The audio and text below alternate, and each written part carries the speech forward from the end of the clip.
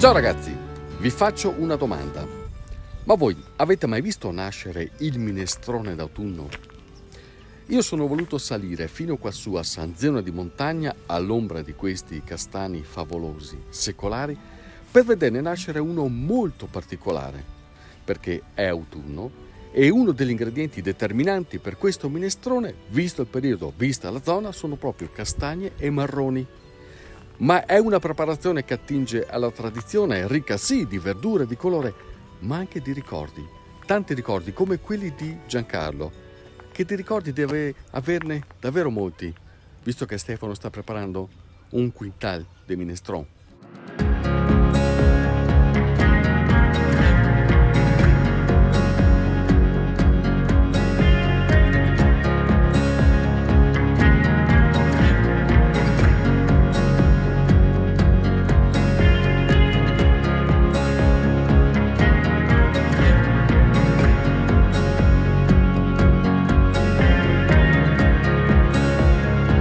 Ricorda la mia infanzia quando c'erano le stufe a legna e c'era questo minestrone fumante che quando c'era freddo fuori e poi quando andavi a casa c'era caldo perché c'era questa stufa e lì il profumo di minestrone poi alla sera, sempre minestra sempre alla sera. E mi piaceva tanto, di bei ricordi insomma. Adesso è un piatto che riproponi ancora comunque. Sì, perché forse è il piatto più antico e più vecchio che alla fine abbiamo fatto con le castagne, non solo come caldaroste o come dolce poi, ma il piatto principale che abbiamo fatto anche qua a San Zeno, la tradizione è il minestrone.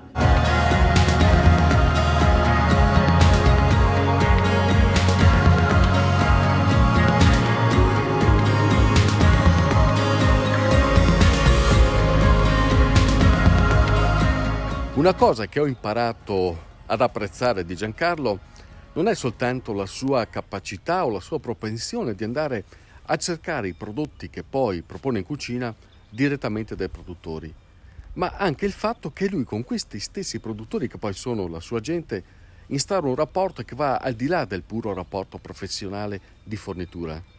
È una condivisione di stati d'animo, di emozioni, di punti di vista anche sull'evoluzione del lavoro e del loro territorio.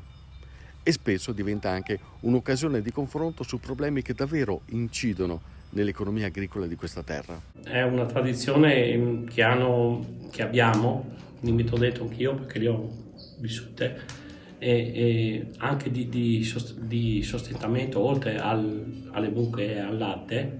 Alla fine le castagne per noi erano una risorsa e mi piace andare su per ricordare insomma com'è e da dove viene la materia prima. Ti piace parlare con gli agricoltori, no? Sì, mi piace, anzi anche quest'anno per esempio sono venuti fuori i problemi dei cinghiali, mi hanno fatto vedere che è un problema che l'anno scorso non c'era, quest'anno c'è, ecco.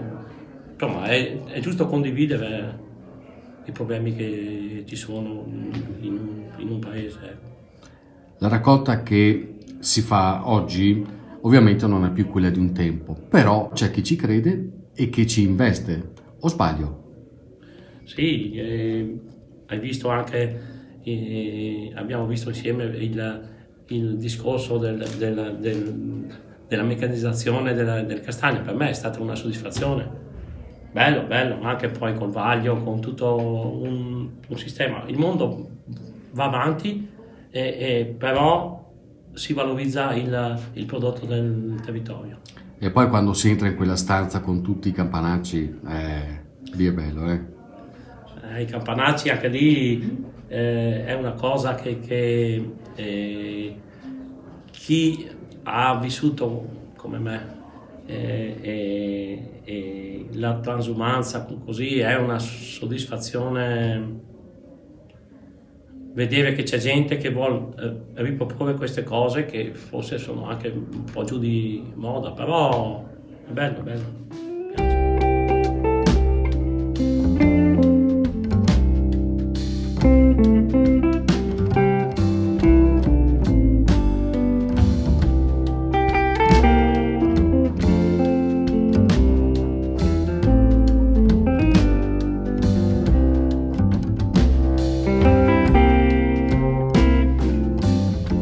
Ma adesso torniamo in cucina, dove Stefano si sta sbizzarrendo. Perché? Perché i marroni permettono una grande creatività. Non sono più il prodotto destinato alla creazione di ricette tradizionali per la sopravvivenza come accadeva un tempo. Adesso invece hanno stimolato l'inventiva degli chef e Stefano è uno di questi. E quello che sta preparando riflette uno spirito nuovo che caratterizza l'enogastronomia di questa terra da almeno una ventina d'anni a questa parte. E andando nei ristoranti si possono incontrare veramente dei piccoli capolavori in tavola. È quasi un peccato mangiarli. Ma noi siamo peccatori. Già. Il marrone alla fine abbiamo scoperto che è un prodotto molto nobile e versatile.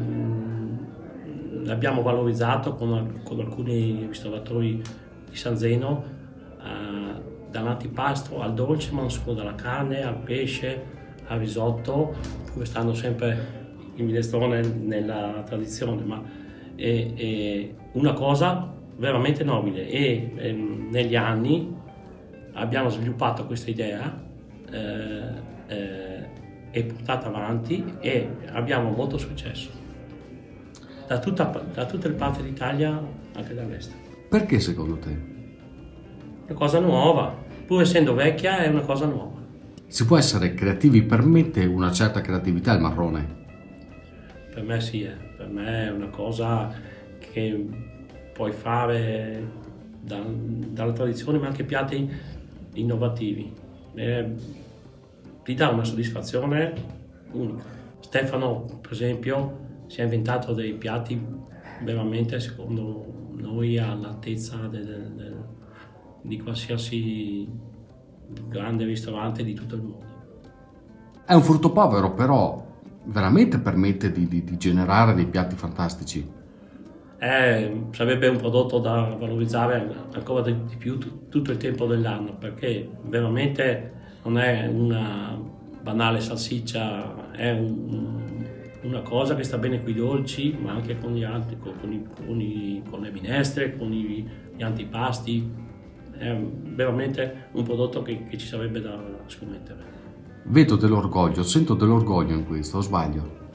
L'orgoglio perché ci sono stati anni molto difficili e per il sostentamento proprio dell'azienda non venivano pagati il prezzo che realmente valgono. Adesso invece c'è questo apprezzamento? Sì, facciamo anche la festa a San Zeno, adesso c'è. Io mi emoziono quando vedo Stefano che mi esalta le materie prime che abbiamo autunnali e me le porta è una cosa veramente che mi dà tanta soddisfazione.